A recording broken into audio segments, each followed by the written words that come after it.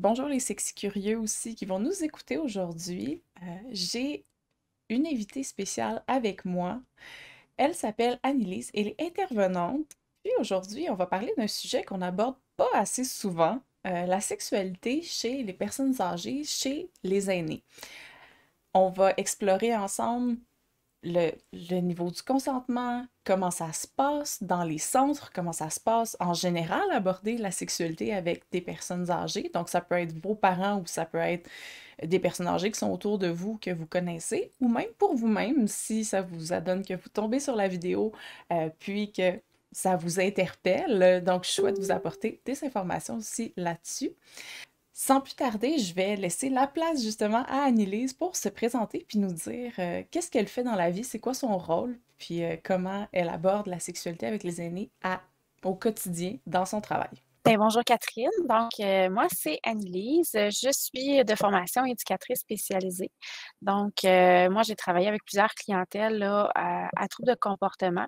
Puis, la vie m'a amenée avec les personnes âgées qui ont des troubles cognitifs. Donc, ce qu'on appelle des SCPD, des symptômes comportementaux et psychologiques de la démence. Donc, c'est des comportements problématiques, là, mais qui sont associés à un trouble cognitif.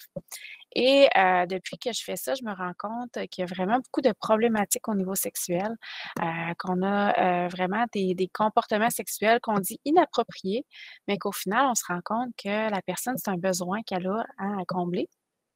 Donc, je me suis mis à m'intéresser à cette phase-là, à ce besoin-là que les personnes âgées avaient, puis à comprendre le comportement. Donc, je me suis inscrite là, au micro-programme en sexologie à l'UQTR que je suis en train de faire en ce moment.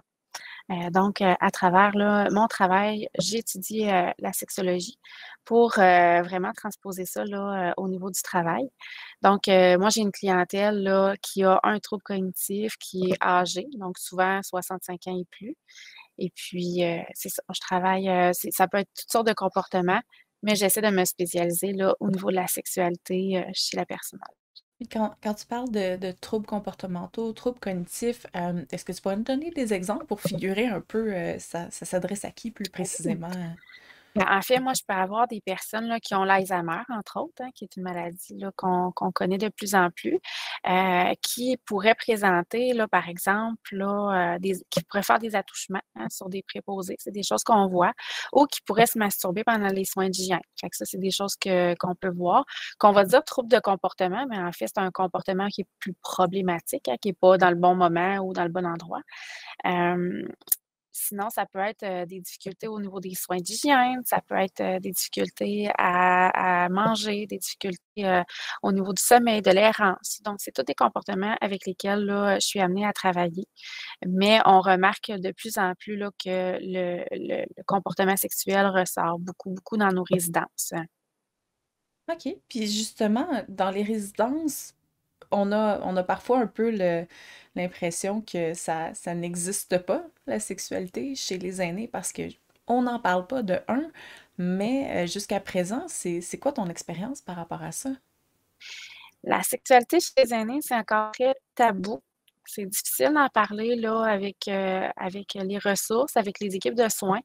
C'est quelque chose qu'on veut pas trop, entendre parler, quand on a des couples, parce que ça arrive des fois qu'on a des couples qui viennent en résidence, mais on a aussi des couples qui se forment en résidence.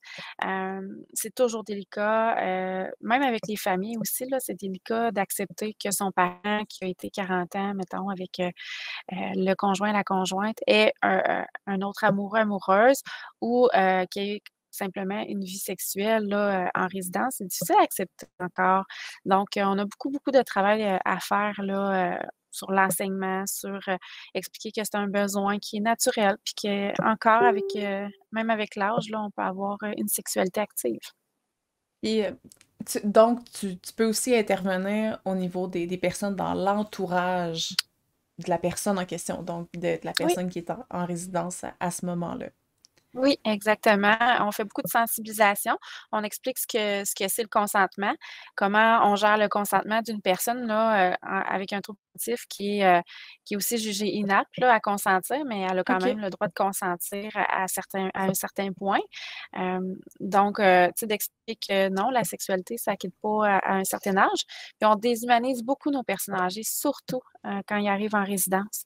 Donc, c'est de leur expliquer que non, ça reste des personnes à part entière avec des besoins de base à combler et la sexualité en fait partie. Fait que dans le fond, c'est de les rassurer un peu déjà dans la réalité qu'ils vivent, de dire la société te laisse croire ou te fait voir que tu ne devrais plus avoir de sexualité. Puis c'est vrai qu'on a un peu ce préjugé-là. On dit, ben voyons, c'est évident que les personnes âgées ont pas de sexe. Tu sais, déjà, en partant, on a de la misère à s'imaginer que nos propres parents ont du sexe. Fait qu'avec l'âge, on se dit, c'est sûr que pour plein de raisons, ils en font plus depuis des années quand c'est pas nécessairement vrai. Fait que je peux juste imaginer comment ça peut être euh, invalidant de se faire dire ça pratiquement au quotidien, façon de parler, tu sais, d'avoir ces messages-là de plein de sources différentes, mais de sentir quand même un désir sexuel en soi, tu sais, donc de savoir que, ben oui, on a envie de sexe dans le fond, tu sais. Exactement. Ça fait que les gens se sentent coupables aussi d'avoir des envies sexuelles, comme si c'était pas normal qu'une personne âgée, dans le fond, ait, ces besoins-là, ces désirs-là. Donc, on essaie beaucoup de rassurer les personnes parce que des fois, ça arrive aussi qu'on a une personne qui a un trouble cognitif, mais le conjoint-conjointe en a pas. Puis ils ont encore les 2 le désir d'avoir des relations sexuelles, mais là, il y en a un en résidence, l'autre qui l'est pas. Ça devient plus complexe, là. Juste la notion d'intimité, en résidence, de cogner, d'attendre, puis de rentrer quand on nous donne la permission, c'est des choses qu'on travaille encore, au niveau des équipes de soins. C'est pas quelque chose qui est acquis. Donc, juste de pas avoir, le sentiment d'être chez soi en résidence et de tout le temps avoir peur qu'on se fasse pogner, que la porte ouvre finalement, là, de Ouais. pas se sentir, en sécurité dans notre milieu. Ça l'aide pas non plus à avoir, une sexualité là, qui est saine pour eux autres, là. Donc, ils sont tout le temps, sur le qui-vive. Puis quand on a un trouble cognitif, ben, ça crée des fois des comportements problématiques aussi parce qu'il y a une absence de barrière, il y a une absence d'intimité.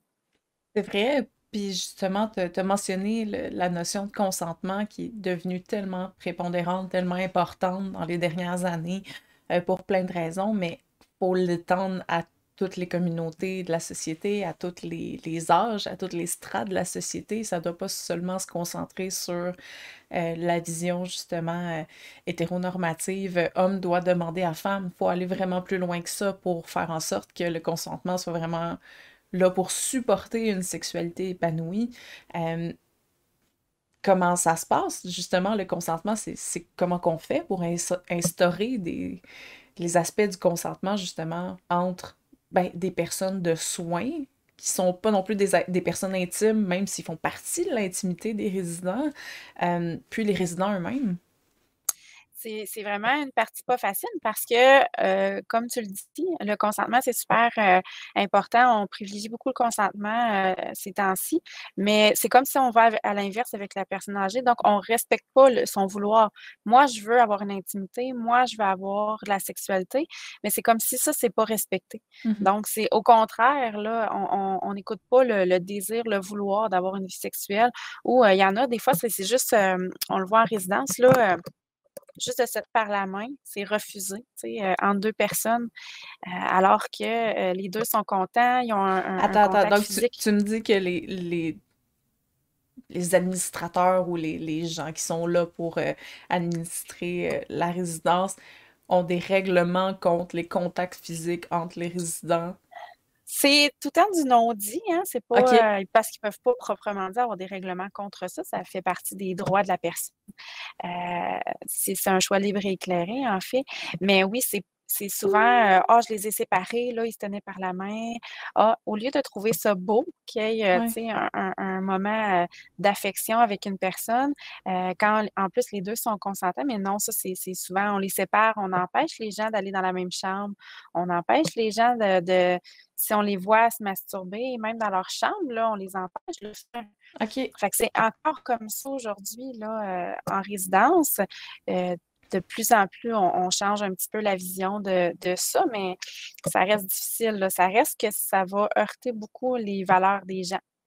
Ouais, je peux comprendre quand même dans la mesure où quand on parle de consentement d'un sens, souvent il y a aussi le consentement des préposés qui sont comme j'ai pas signé pour ça. Tu sais. Fait que je peux comprendre comment ça peut être un terrain Oui. assez difficile à naviguer, mais en général, quand tu fais des approches justement dans des établissements, c'est quoi le genre de raison qu'on te donne pour un peu justifier de mettre des choses comme ça en place? Mais souvent, ce qu'on va remarquer, c'est que c'est les valeurs de la personne ou ce qu'elle a vécu ou, tu sais, elle, comment elle se transpose dans la situation. «Ah non, moi, c'est pas vrai que ma mère, en résidence, elle va avoir un autre amoureux. Elle a été 50 ans avec mon père. Non, c'est l'amour de sa vie, elle en aura pas d'autre». Fait que souvent, ils vont OK. transposer, eux autres, leur propre malaise. Puis souvent, c'est ce que je vais dire, c'est à qui le malaise de cette situation-là? Mais c'est souvent à nous, hein. Souvent, c'est nous qui aiment pas ce qu'on voit puis qu'on va séparer la personne. Mais souvent, c'est: «Ben là, qu'est-ce que son mari dirait?» Mais si son mari est décédé puis que la personne est consentante, je veux dire, on peut pas rien faire, là. Puis, tu sais, puis là, on parle des fois juste de c'est ça, de se flatter le bras, de marcher main dans la main. C'est pas des actes de sexualité complets nécessairement, mais ça commence déjà quand on a des rapprochements où ça vient heurter les gens, tu sais, ou de dire: «Ben là, c'est comment ça? On n'a pas fini. Ah, ben, elle veut pas vraiment». Mais tu sais, toute la notion de consentement avec une personne aussi qui est inapte, ben, il faut aller voir le non-verbal, il faut le vérifier. Souvent, le consentement, c'est super important parce que Oui. ça se peut que ce matin, ça y tentait de se faire tenir par la main, mais cet après-midi, ça se peut que ça y tente pas. Fait que c'est sûr que les préposés, ça leur donne beaucoup de travail, ça leur donne, une pression d'avoir le regard posé sur, par exemple, un nouveau couple, quelqu'un un monsieur qui essaie d'amener une dame ou des madames, parce que ça arrive aussi, OK, ouais. dans sa chambre, tout ça. Fait qu'effectivement que ça leur rajoute un stress quand ils vivent des situations comme ça, puis on en vient irriter un peu aussi, là. Fait qu'on peut comprendre que c'est pas si simple que ça à gérer, puis on veut pas le gérer dans le fond. Ouais. On veut pas avoir à gérer ça, tu sais, mais quand on explique bien la situation, quand on transpose ça au droit, aux besoins de base, souvent ça passe bien, OK. Fait que, tu sais, il y a quand même une conscientisation qui est tranquillement. plus facile tranquillement à prendre en considération, puis dire: «OK, je peux faire ma part», puis aussi laisser vivre d'une certaine mesure, parce que c'est sûr, dans un environnement fermé où plusieurs aspects sont contrôlés pour le bien-être de la communauté qui fait partie de la même maison, du même résidence d'hébergement, euh, il y a, je pense qu'il y a probablement une manière de transposer justement ce désir de contrôle-là pour le bien commun à des aspects qui devraient peut-être pas l'être, incluant justement l'intimité des personnes pour leur permettre de continuer de vivre justement une intimité puis une sexualité, qu'elle soit pénétrative ou non, ou qu'elle soit simplement affective, euh, Exact. jusqu'à la fin de leur jour, dans le fond, tu sais, de pas leur enlever ça, tu sais. Exactement. Puis souvent, ce qu'on voit, c'est que oui, il y en a qui ont des sexualités actives, qui ont encore envie d'avoir des relations sexuelles, mais il y en a beaucoup de personnes âgées que c'est affectif, hein, c'est un besoin de chaleur humaine. On s'entend qu'en résidence, on a beaucoup moins de contacts humains, surtout avec la pandémie, là. Ouais. On a beaucoup, beaucoup moins de contacts humains, de chaleur humaine. Des fois, c'est juste ça qu'ils vont chercher, hein, c'est ce réconfort-là, c'est cette chaleur-là. C'est une intimité, en quelque part aussi, qu'ils vont rechercher, mais des fois, c'est même pas, une sexualité complète. Puis on en a que, ils ont des relations sexuelles complètes entre partenaires consentants, à même les résidences où, il y en a beaucoup là qu'on voit là, ils ont des problématiques, la masturbation au niveau des soins d'hygiène, mais quand on leur laisse leur moment d'intimité là, on se rend compte que finalement, ça va mieux. Il y en a moins des problématiques sexuelles là, à ce niveau-là, mais toute la notion d'intimité, c'est pas simple encore là, à faire accepter. Quand tu parles justement, ben, je pensais en la sexualité en général par rapport euh, ben, aux maladies dégénératives, aux pertes de mobilité, aux pertes de conscience, ce genre de choses-là. Comment ça change? Qu'est-ce que tu as remarqué par rapport à ça? Comment il y a des changements justement dans les besoins ou dans les manières de vivre la sexualité Mmh. qui peuvent qui peuvent évoluer dans le fond à cause de l'avancement de certaines maladies ou de certains troubles? Ben, tout à fait.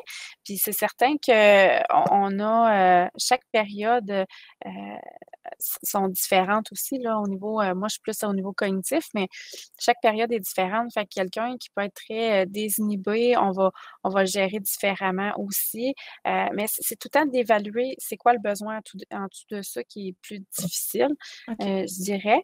Mais, de façon générale, je dirais que comme c'est vraiment difficile comme question à répondre parce que, je dirais que chaque personne est différente, puis vraiment souvent ce qu'on voit, c'est que bon, la sexualité se transforme plus dans quelque chose d'affectif. On recherche une vie affective plus qu'une vie sexuelle, mais chaque personne est super différente dans le sens où, heu, avec l'arrivée du trouble cognitif, souvent la personne va changer aussi de pas un peu de personnalité si on veut là, dans le sens où OK. quelqu'un qui, il parlait pas de sexualité, que c'était caché, qu'on en tu sais, peut devenir très désinhibé, OK. avec la maladie cognitive, mais ça peut aussi rester comme c'est. Tu sais, ça se peut qu'elle évolue de la même façon qu'elle a toujours été dans sa vie. Quelqu'un de très pudique ça se peut qu'il reste très pudique, mais oups, ça se peut aussi que finalement il soit super désinhibé puis qu'on le voit déshabillé dans le corridor, là. OK. Fait que c'est difficile de répondre parce que c'est vraiment du cas par cas.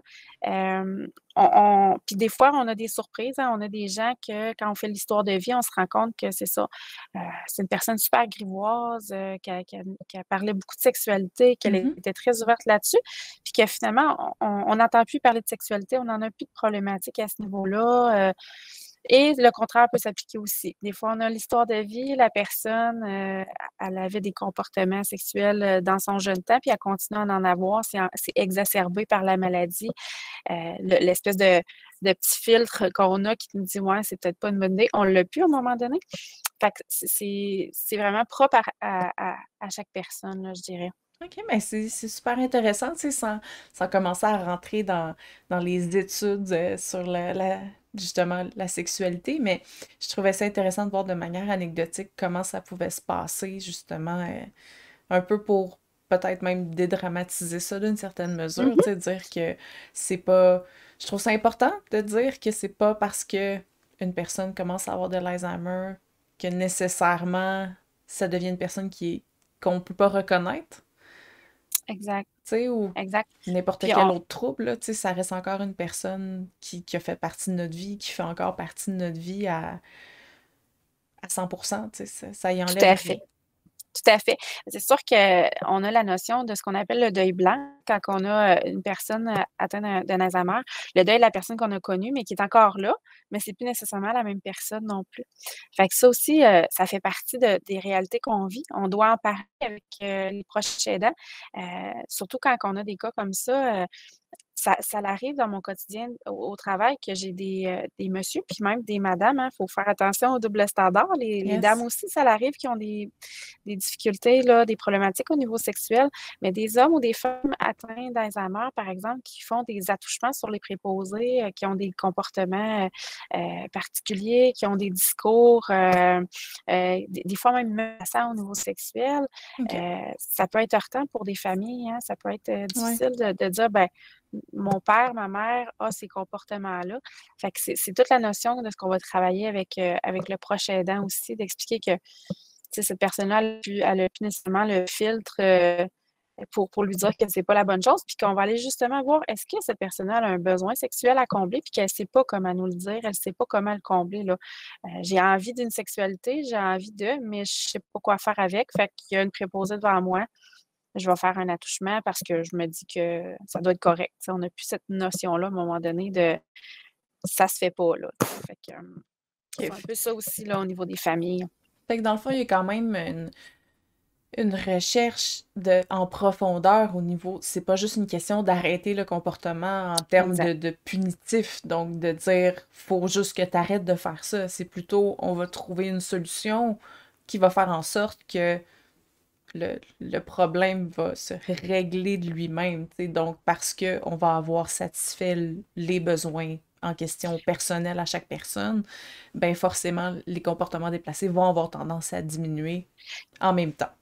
Exactement. C'est un peu ça la source de mon travail quand j'ai un dossier comme ça qui a une problématique sexuelle, c'est d'aller voir c'est quoi le besoin autour de ça.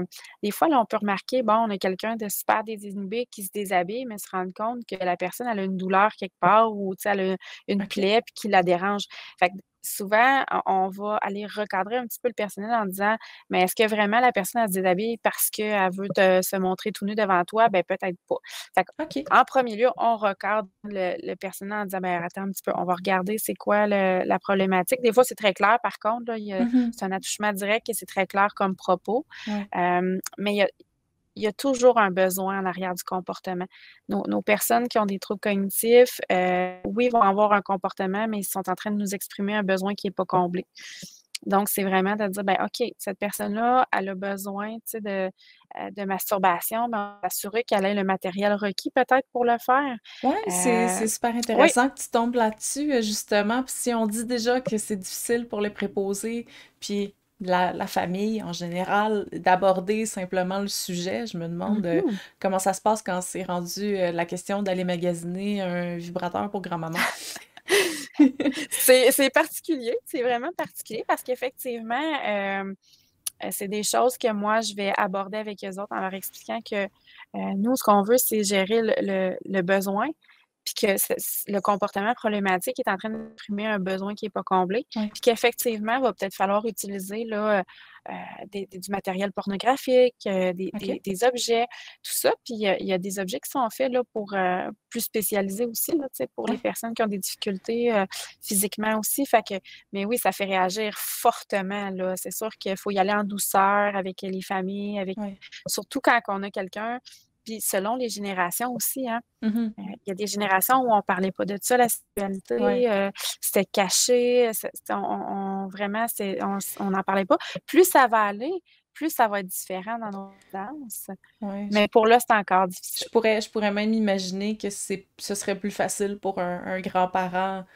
de ma génération de venir parler justement, ben, de notre génération, parce qu'on a presque le même âge, de venir parler justement à un petit enfant qui va être déjà plus ouvert de qu'est-ce que c'est, qu'est-ce qui se passe, qu'est-ce qui peut arriver qui est positif versus parler à l'enfant ou aux parents de la situation parce que justement, ben, on est presque rendu, on a encore du chemin à faire, puis ça va être encore de mieux en mieux, évidemment. Mais c'est vrai qu'il y a encore une grosse propension encore au tabou dans la Mmh. génération qui nous précède, dans le fond, là. Exact. Puis tu sais, moi, j'ai des gens qui ont jusqu'à 95, j'ai même une madame qui était centenaire. OK? Hem, Fait que c'est sûr, puis c'est pas parce qu'on a 95 ans qu'on n'a pas de sexualité Non, active, puis non, que, non. les femmes sont pas, capables encore d'avoir de lubrification, les hommes, des érections. C'est encore, ça peut être encore très actif, là, donc souvent, c'est ce qu'on se dit, là: «Oh, de toute façon, tu sais, avec l'âge, ça marchera plus», mais c'est pas vrai.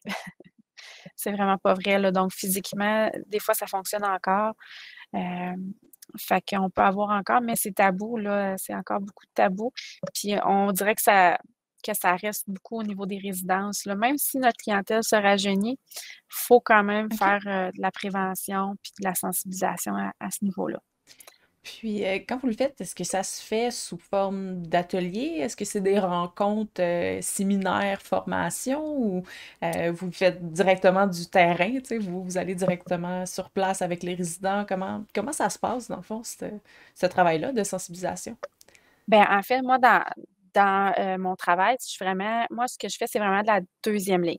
Donc OK. la deuxième ligne, on est là pour coacher, on est là pour former, on est là quand la première ligne, donc ceux qui sont sur le terrain, nos préposés, nos infirmières, ça fonctionne pas, ils sont, tu sais, plus en mesure de régler le problème, dans le fond, de gérer le problème. Nous, on arrive. Fait qu'on a, la possibilité d'effectivement faire de l'enseignement, faire du coaching. Moi, je suis toujours sur le terrain, je vais observer la personne, je vais voir comment ça se passe, c'est quoi les moments là qui sont, plus difficiles.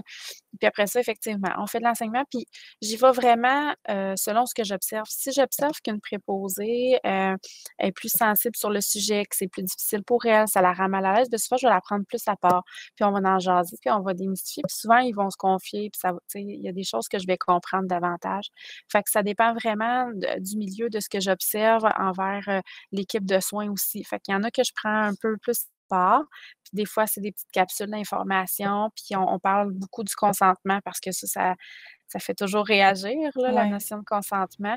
Hem, Fait qu'on prend le temps d'en parler, on prend le temps d'écouter aussi ce qu'il y a à nous dire parce que ça se peut, tu sais, qu'on finisse par comprendre pourquoi on est dans un refus, pourquoi qu'ils veulent pas, tu sais, que cette personne-là vive sa sexualité.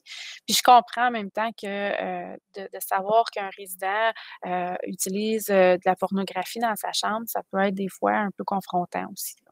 Oui, c'est sûr, parce que là, on tombe dans l'univers fantasmatique, on tombe dans justement les intérêts qui peuvent être très, très, très différents des nôtres. Puis c'est déjà difficile juste en couple, normalement, être confronté à ça à travers un contexte professionnel. Donc, dans le cadre du travail, je peux imaginer comment c'est un travail supplémentaire, je pense, à faire, que j'aurais aimé qu'il soit en place depuis déjà des dizaines et des dizaines d'années, mais que heureusement, il y a des gens comme toi qui vont être là. Fait que ce que je comprends, c'est qu'il y a quand même beaucoup plus d'interventions euh, au cas et moins de manière systémique. Donc, il n'y a pas vraiment non plus comment je pourrais dire ça, de circuits d'ateliers qui se donnent partout, puis que c'est comme un modèle standard. Vous fonctionnez plus vraiment s'il y a une problématique, là, vous vous présentez, puis vous aidez les préposés, justement, à Oui, passer au c'est ça. travers.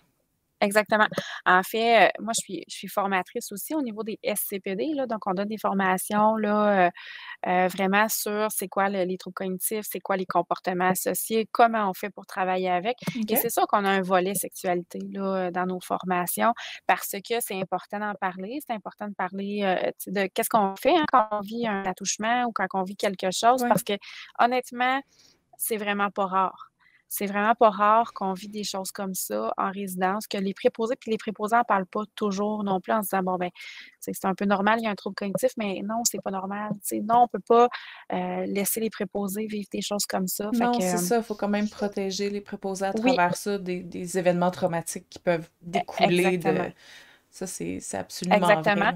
Fait que ça, c'est super important pour moi aussi là, de dire: «Non, non, tu sais, il faut vraiment que vous le disiez quand il y a quelque chose, puis on va aller vous aider».